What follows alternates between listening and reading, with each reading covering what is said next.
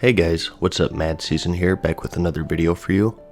A while ago, I touched on vanilla keying, mainly with the Onyxia chain since it was the biggest one, and in this video, I'd like to go over all of the miscellaneous ones. Why? Well, to have fun reminiscing as always, and maybe even when classic servers come out, people can use this as a guide of sorts, and you can become the key master of your server. Although this is more aimed just for reminiscing rather than an actual guide, since I'll be leaving out some details for the sake of brevity. Keying in general is a lost tradition in the game ever since the Cataclysm expansion, I want to say. In fact, it used to be so common that Blizzard eventually released the Key Ring, a separate bag that holds just keys. This was needed because there were so many keys to get that it started to wear on the player's inventory space. This was eventually removed during the Cataclysm expansion since nearly all of these keys and attunements were removed and no longer required to open their respective doors. So, in the Onyxia video, I covered a few keys already. The key to Onyxia's lair, the Drakefire amulet, the Shadowforge key which is in the Blackrock depths, and the Seal of Ascension which was required for the upper Blackrock spire. I also briefly covered the Blackwing Lair keying process, as well as AQ40 and Naxxramas. All of the big ones, so in this video, we'll cover the more miscellaneous minor ones. The first one I want to mention is the Scholomance key. Today, you'll notice a gate at the entrance to Scholomance. Originally, this was locked, and it required a key to open. The start of the quest chain that awarded the key was a little different depending on what faction you were. Let's start with the Alliance. To start it, you went to Commander Ashlam Valorfist, who was located in the Chillwind camp in the Western Plaguelands. He gave you a quest called Clear the Way, which required you to kill some undead in the Sorrow Hill area, which was nearby to the east. For the Inferior Horde, you talked to the High Executor Darrington, who is located at the Bulwark, also in the Western Plaguelands. He gave you a quest called the Scarlet Diversion, which required you to use a flame in a bottle to burn down a scarlet tent to the east, and place a scourge banner to frame the undead and shift the Crusade's focus away from the Bulwark. And from here, the questlines are pretty much the same, the only difference being the turn in NPCs. The next quest was called All Along the Watchtowers. In a town called Anderhall to the north, there are 4 watchtowers at each corner of the town. This quest required you to plant a beacon in each of these towers. It was pretty tough, and it was the first group quest in the chain because the town is infested with elite undead, and each tower has a tough guard. So, usually, a group of 5 is required for this one. Now that you've completed these minor tasks, you've proven yourself worthy to actually start working on a key. How can we get past this impenetrable, wooden door? Do we ram it down, set it on fire? Ah, a skeleton key forged in a volcano, of course. You're sent to the Camp Alchemist, and they tell you that to create the key, you need skeletal fragments. You could get these from any high-level undead, and they were pretty abundant in the Plaguelands. Once you got 15 of them, you returned to the Alchemist, and he sent you to a goblin located in the Gadgetzan hub in Tanarus, named Crinkle Goodsteel. He says that he'll pack the fragments into a mold and teach you how to make the key for 15 gold, which was pretty pricey back then. A lot of people started this quest before hitting the max level, and this was usually where they stopped because they just didn't have the extra gold to spend. And for the next part, you also needed 2 thorium bars, so there was a bit of a money investment for this chain. If you paid up, he directed you to take the skeleton key mold and the 2 thorium bars to the top of the Fireplume Ridge in the Ungoro Crater Zone. Hey, didn't I just talk about this place in the last video? Anyways, you go to the lava pool located at the very top of the volcano, and using its heat you get the unfinished skeleton key. Of course there's more. So, you bring this unfinished key back to the alchemist, and he tells you that to finish it, we need to kill an elite undead enemy named Arash the Summoner, located in Anderhall, a nearby undead-infested town. Hey buddy, do you think you could have told me before I started making this key that it would require 15 gold Going to the top of a volcano and killing an undead Lich Lord? That whole busting down the door strategy is looking better and better. You get the next quest and head to Anderhall to slay Arash the Summoner. At the time, he was pretty tough. He was in the heart of the city and surrounded by elite undead, so most people went at him with a full group of 5. If you were successful though, you were awarded with the key to Scholomance. Quite a lot of work for just a simple key. Well, it's no Onyxia's Lair chain at least. Located in the Desolate Zone, you can find the Moradin dungeon. It's a rather large place and is split up by the players into 3 parts: purple, orange, and inner. All 3 are actually one instance and they all connect to each other.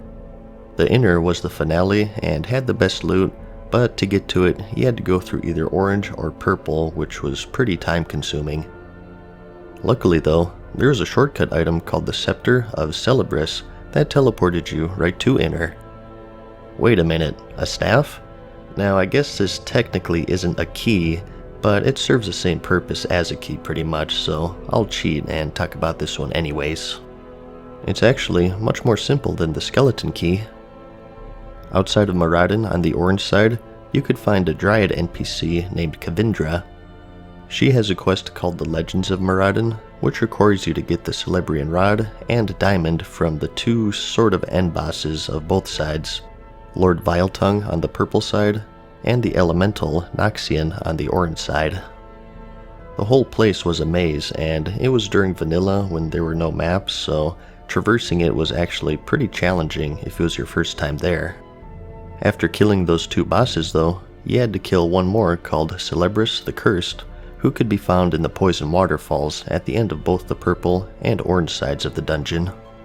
Once you defeat him, his ghost will spawn, and if you hand him the diamond and the rod, he'll perform a short ritual and give you the scepter.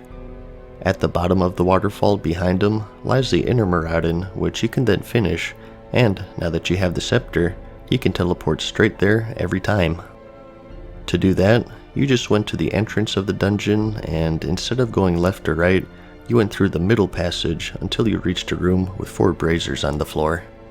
If you equipped the scepter here, a portal spawns that both you and your party can then use to go directly to the inner Moradin. A handy shortcut for sure.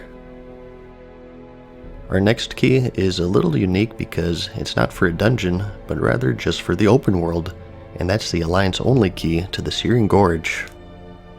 In the Lok Modan zone, there lies a long tunnel that leads directly to the high-level Searing Gorge zone. They didn't want low levels going through here, I guess, so they put up a locked gate and a grumpy NPC named Mountaineer Pebblebiddy to guard it. So, how did you gain entrance through this tunnel that leads to the Searing Gorge? By killing a mob that's in the Searing Gorge. Well, that's a problem. Luckily for you though, there are multiple entrances to the zone, the other one being in the Westfall zone through the Burning Steppes and the Blackrock Mountain, which then leads to the Searing Gorge. Quite the journey to say the least, and this route had no gate. I guess Blizzard trusted human characters more so than dwarves or gnomes. In the Searing Gorge zone, you would find an elite thunder lizard named Margal the Rager. Normally, you have no reason to kill it, but it drops its horn as a quest starter. Mountaineer Pebblebiddy's axe is lodged in the horn, and in the process of dislodging it, it shatters into pieces. You bring this horn to the Mountaineer, and she gets upset that you've succeeded where she failed, and claims that the horn that you own is a fake, and that it's from another, smaller thunder lizard named Stormsnout in the Barrens. She tells you to take the horn to the curator Thorius in the museum in Ironforge. Thorius not only confirms it's from Margal, but he also puts the horn on display. If you return to the Mountaineer once more, begrudgingly she'll award you with the key to the Searing Gorge, which unlocks the tunnel. But not all keys are tied to quests. Some are as simple as slaying a single NPC and looting the key off of their body. The Scarlet Monastery dungeon was originally split up into 4 wings, with 2 of those wings having locked doors blocking the way. The unlocked ones were the graveyard, which really didn't serve any super important purpose, and another one called the library, which held the key. At the end of this dungeon was the boss, the Arcanist Doan. He was guarding his lockbox, and if you defeated him, from this chest you could loot the Scarlet Key, which gave you access to the other two wings, which were the Armory and the Cathedral. It also gave you access to the Scarlet Bastion, which was located in the human side of Stratholme, so let's talk about this. Stratholme is another dungeon that was split up by the players into different sides. In this case, it's human and undead. In the Eastern Plaguelands, you can freely enter the human side of Stratholme way up in the northwestern corner of the map. To the east a bit is a back door gate that leads to the undead side, but you need a key to open it, and a similar conundrum to the Searing Gorge, this key can only be found on the undead side of Stratholme. But what some people don't realize is that Stratholme was actually one big instance. Again, it was the players who split it up into two sides due to the sheer size of these dungeons. In Cataclysm, for the sake of the players not getting lost, they did put up a gate between the two sides, but originally it was just one big place. So, if you're on the quote human side, if you take a right instead of a left and follow that path, you'll end up on the quote undead side. The NPC you're looking for here is the Magistrate Bartholus, who waits just outside of the gates to Baron Rivendare, the final boss of the dungeon. Well, on the undead side at least. He drops the key to the city, which unlocked the back gate, which led directly to the undead side. Another thing I may as well mention while we're here are the Postbox Keys. A sort of hidden boss that still exists in this dungeon to this day is the Postmaster Malone. Throughout the instance, you can find these mailboxes, and they originally needed special keys to unlock. Since the keys were removed, today you can just click on them, but originally you had to fight the Stratholme Courier located on the human side, and he dropped a set of keys that could open some of these mailboxes spread throughout the dungeon. Unlocking them spawned a group of mailmen, and if you opened 3 I believe, the hidden Postmaster Malone boss would spawn and attack you. He was very rare to see because the mailboxes in general were out of the way and spanned both sides, and because of this, most groups just skipped this boss. If they even knew about him, that is. He drops some interesting items though, and even a set. It has some resistances, some armor, and even a run speed bonus, which is interesting.